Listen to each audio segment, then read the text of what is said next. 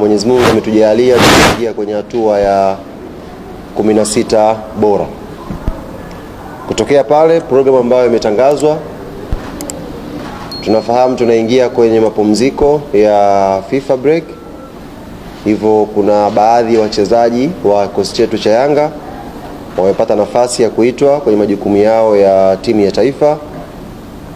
Baadaye kidogo inshallah tutatoa taarifa kamili ya wachezaji wote ambao wameitwa kwa majukumu ya timu za taifa kwenye mapumziko haya ya kalenda ya FIFA. Lakini kwa ambao wamebakia, benchi la ufundi limetoa siku 6 za mapumziko ambayo ni kama wiki moja hivi. Baada ya hapo watarejea wote kambini kwa ajili ya kujiandaa na mazoezi kuelekea mechi za mwisho za ligi kuu.